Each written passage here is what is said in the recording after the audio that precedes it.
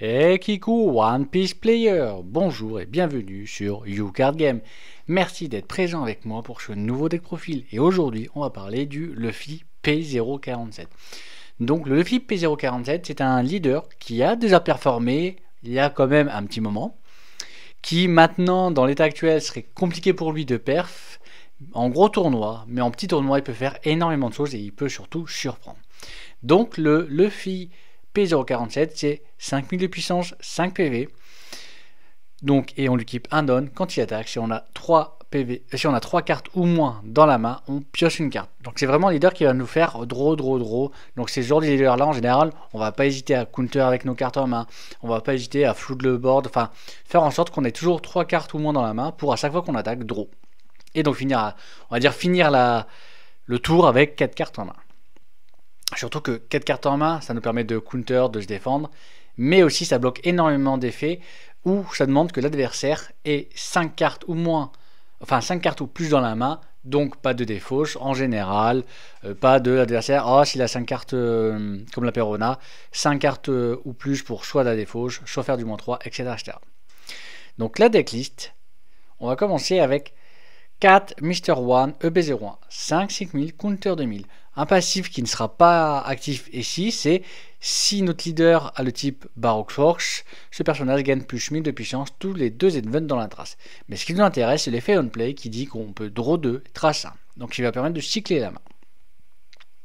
On va jouer 2 Dracul Mihawk au P01, 9000, no counter. On play, on peut prendre un personnage adverse coûte 7 ou moins et le mettre en dessous de sa bibliothèque. Donc un body qui nous permet de gérer le board adverse. On va jouer 4 Donkey Shock de Flamingo au P01, 3 4000, counter 1000, bloqueur. On play, on regarde les 5 cartes de la bibliothèque, puis on peut les mettre dans l'ordre de nos choix, soit au-dessus, soit en dessous de la bibliothèque. Donc en fait, on va vouloir vraiment trier notre draw afin d'absolument d'avoir de draw ce qu'on veut draw au moment qu'on le souhaite. On va jouer 4 Perona, 1, 2000, counter 1000, le même effet que le Dofi. On play, on regarde les 5 cartes de la bibliothèque, puis on les met dans l'ordre de notre choix, soit au-dessus, soit en dessous de la bibliothèque. On continue avec 4 Sandy au P06, 9000. Donc on play, on révèle la carte de la bibliothèque. Si c'est une carte de personnage de coût de 9 ou moins autre que Shandy, on peut jouer cette carte-là. Donc vraiment, le fait de contrôler la bibliothèque, ça va permettre de jouer des Shandy et jouer la carte du dessus de la bibliothèque. Donc jouer un Shandy du dessus de la bibliothèque. Enfin, jouer un Shandy qui va jouer par exemple un Dracul Mihawk du dessus de la bibliothèque. On va jouer 4 Kabaddi au P09, 5 5000, counter 2000. Principalement utilisé là pour le counter 2000. Puis un passif qui peut être à ce moment-là pratique, c'est si on a un personnage baggy ou maudit en jeu, ce personnage ne peut pas être KO en bataille. Mais il est principalement utilisé là pour le counter 2000. Mais il est là parce qu'on va jouer Crocodile au P09. 7000, counter 1000. On play, on peut jouer un personnage soit de Cross Guild, le type Cross Guild, soit qui inclut Baroque Works dans son type de carte et qui a un coût de 5 ou moins depuis la main. Donc en fait, on va pouvoir jouer le Mr. One ou par exemple le Kabaddi et donc commencer à nos set down à flood le board. Ensuite, on va jouer 2 Dracul Mihawk au P09, 6 7000, bloqueur, et on play, draw 2, et on discarde une carte de sa main. Donc tout comme le Mr. One, il va vraiment nous permettre à refaire notre main.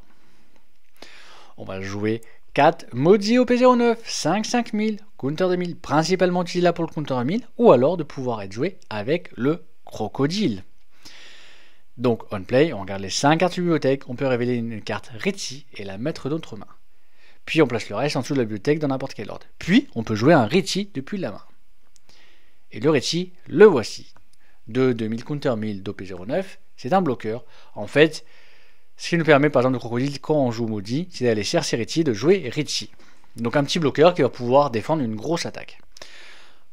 On va jouer 2 Mr. One, donc au P09. 5 7000, counter 1000. Donc il est là principalement pour pouvoir être joué avec le Crocodile. On va jouer 4 Monkey dit Luffy au P10, 8 8000, rush. Quand il attaque, on peut tracer une carte de sa main. Donc par exemple, si on a 4 cartes, on passe à 3, donc pour l'effet leader. Puis, on peut prendre un non-rest et le mettre un autre leader, donc ça permet de passer à 3 si on a besoin, et en plus de ça, d'équiper un don, un autre leader pour faire l'effet du leader. Et on peut remettre dans la main de son propriétaire un personnage de 4 ou moins, donc pas mal aussi pour gérer les bloqueurs adverses. On va jouer 4 ou shop, donc P49, 2, 3000, counter 1000, on play. On regarde les 5 cartes sur la bibliothèque et on les place donc dans n'importe quel ordre, soit au-dessus, soit en dessous de la bibliothèque. Donc comme vous avez vu, on a quand même 3 cartes qui va permettre de vérifier notre deck. Donc vraiment la draw, notre deck, la draw, afin de vraiment être sûr de draw ce qu'on a besoin de draw au bon moment. Surtout qu'on va beaucoup draw avec le Duffy, donc on va pas hésiter à full counter, et qu'on va jouer des cartes comme le Jandier pour jouer dessus de la bibliothèque. On va jouer 4 Nami, donc P53, 1, 1000, counter des 1000. On play, si on a 3 cartes ou moins dans la main, on peut retourner un personnage adverse de coups de 3 ou moins. Donc elle est principalement utilisée pour le counter des 1000, mais un effet qui peut être utile à certains moments. Et on va jouer 2 Red Rock au P04. Pour 6, on va prendre un personnage adverse et on le met en dessous de la bibliothèque. Et là, un petit trigger sympathique, c'est qu'on peut placer un personnage qui a un coup de 4 ou moins, excusez-moi, de 4 ou moins, en dessous de la bibliothèque de son propriétaire. Donc le deck, il va être bon, que ce soit en Go First ou Go Second, dans les deux cas, il est bon. Mais dans ce genre de deck là, moi j'aime bien Go First pour avoir déjà l'ascendant sur l'attaque, et en plus, ne pas avoir cette draw là, pour pouvoir draw plus rapidement possible avec l'effet du leader. Donc déjà, le T1, c'est le classique. En Go First, on va jouer une Perona si on peut jouer une Perona. En Go Second, on peut jouer une Perona et on a même la possibilité de jouer le Usopp s'il y a besoin. On va commencer à essayer de cycler la draw qu'on va avoir en fait. Il faut vraiment qu'on puisse à chaque tour faire ok, je vais draw ça, ça, ça, ça, donc je vais pouvoir faire ça, ça, ça, tout prévoir. Puis on va commencer le T2. Le T2, 3 ou 4 dons. Donc 3 dons, tu peux faire un Dofi. Clairement, et faire une attaque à 5000 ou faire des grosses attaques, Perona ou Usopp, pareil. En Go Second, bah, c'est pareil, sauf que là, tu as un don de plus pour faire une attaque. Mais le but, c'est vraiment de vérifier le dessus de ton deck. Tu continues à cycler. Il faut vraiment qu'à partir des 5 dons et plus, tu puisses jouer vraiment ce que tu as envie de jouer à bon moment. Puis on va passer au T3, 5 ou 6 dons. Bah, 5 ou 6 dons, déjà, j'espère que le tour d'avant, tu n'hésites pas à counter. Franchement, avec les counters de 1000. En sachant que tu fais bien attention à 7 ou 8 dons, avoir un crocodile et un crossguild ou baroque works pour pouvoir le jouer. Et l'idéal, c'est d'avoir un Shandy et quand tu vas avoir tes 9 dons pour pouvoir jouer par exemple un Mihawk ou un crocodile. Ou un Luffy. Donc en fait, ce que tu fais, c'est 5 et 6 dons. Tu peux littéralement, si tu as counter, par exemple à 6 dons, jouer un body. Par exemple un Mr. One, un draw, un trastin. Puis mettre un don et attaquer. Alors d'abord tu mets le don et t'attaques, puis après tu joues ton body 5-7000, 5-6000, 5-5000 ou tu joues en Etsy. Franchement voilà. À 5 don, tu peux juste aussi jouer un body classico, comme ça, sans aucun problème. Histoire de mettre une présence board et obliger l'adversaire à le gérer. Ou alors tu continues à cycler le dessus de ta draw. À partir du T4, 7 ou 8 dons. 7 ou 8 dons, à 8 dons, tu peux commencer, si tu as en plus ta full défense, je rappelle, si tu as full défense, full counter, à commencer à faire un effet Luffy. Donc tu prends, il a le rush à 8 dons, en plus tu lui mets un don, tu peux attaquer à 6000, tu peux faire l'effet, donc tu draw, et là tu draw 4, tu traces la carte, c'est tranquille. Et à 7 dons, tu peux faire, 7 ou même 8 dons, hein, tu peux faire juste le crocodile qui joue par exemple un Maudit, qui joue un Kabaddi ou un Mr. One, lui mettre un don et attaquer. Et draw. Donc c'est pour ça que je dis, tu n'hésites pas à full counter en permanence. Tu counter pour pouvoir, à partir que dès que tu as 3 cartes en main, de pouvoir à chaque fois mettre un don et draw. En fait, draw 2 par tour. Donc tu counter. Et après, tu vas passer au T5, 9 ou 10 dons. 9 ou 10 dons, c'est là où tu vas commencer à jouer les Shandy. Les Shandy qui vont play les Mihawk sur les bibliothèques, qui vont play les crocodiles, qui en plus, si tu payes un crocodile, sur les bibliothèques, tu vas pouvoir jouer un Mr. One. Donc en fait, pour 9, tu vas jouer un 7, puis un 5, par exemple. Un Shandy qui va player un Luffy et tu vas regagner le rush. Surtout si tu es Go Second, tu as déjà joué un Luffy, tu rejoues un autre Luffy, donc tu rejoues un rush. Un Shandy qui va jouer un Mihawk. En fait, le but, c'est vraiment qu'à partir de 9 ou 10 dons, tu enchaînes le full board avec le Shandy. Donc en fait, avec les 7 dons les 7 ou 8 donnes, le mieux c'est d'enchaîner les crocodiles pour commencer à flood le board, et à les 9 donnes, tu continues à flood le board à des Shandy. Parce que si tu commences à trop flood le board, pour l'adversaire, surtout s'il a un deck par exemple contrôle, ça va être compliqué pour lui. Parce qu'il va falloir qu'il gère de plus en plus de persos, mais vu que tu mets plus de persos qu'il va pouvoir en gérer, bah, il va être en panique, il va être en défense, il va essayer de trouver des solutions pour pouvoir se défendre.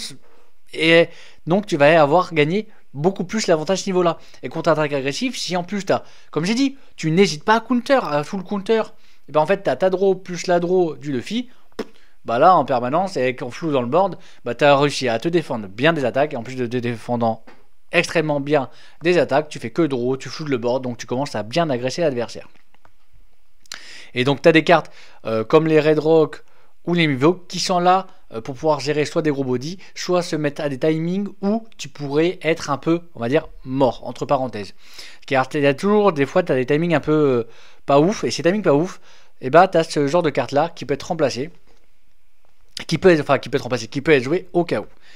Mais l'idéal, c'est vraiment à 7 ou 8 donnes, tu joues Crocodile pour flou de board, et à 9 ou 10 donnes, tu joues Shandy, et en fait, à partir de là, tu fais un gros flou de board. Et donc, c'est pour ça que le Dofi, la Perona et le Shop sont très importants pour que dès le début, à partir de ton T1 et T2, tu fais vraiment en sorte de cycler ta draw, cycler de ce que tu vas piocher. Et il ne faut pas hésiter aussi à tes 5 donnes, au lieu de jouer à un body, de justement aussi cycler ta draw si tu peux, pour qu'à tes 7 donnes et 9 donnes tu puisses continuer à faire ça en boucle. Et quand tu commences à avoir 10 donnes, tu n'hésites pas à faire une Perona pour cycler ta draw, pour être sûr de, par exemple, c'est tout con, c'est tu cycles ta draw parce que tu as un Shandy en main, tu fais une Perona pour pouvoir après jouer Shandy, faire Shandy, effet Shandy, tu joues par exemple Luffy, puis après tu attaques avec Luffy, tu fais effet de Luffy, tu discardes une carte de ta main, tu bottom dans la main de son deck le propriétaire de l'adverse une carte, quoi, de 4 ou moins, tu mets donne reste, puis après tu as 3 cartes en main, tu attaques avec Luffy, effet de Luffy, tu as 3 cartes en main, tu draws ta carte. Donc en fait, en faisant avec la Perona, tu as réussi à draw par exemple les counters de 1000 que tu avais besoin pour te défendre, à avoir un gros body qui attaque, et un gros body qui attaque le tour d'après. Par exemple. Et c'est plein de petits combos que tu vas faire ça en boucle afin de flouer le board et mettre la pression à l'adversaire. Donc n'hésitez pas à me dire si vous avez joué le leader, si vous voulez jouer le leader, si vous avez aimé le jouer ou vous détestez le jouer, si vous avez aimé l'affronter ou détesté l'affronter. Dites-moi tout en dessous de la vidéo dans les commentaires. En tout cas, je vous remercie fortement de m'avoir regardé et je vous souhaite une agréable journée.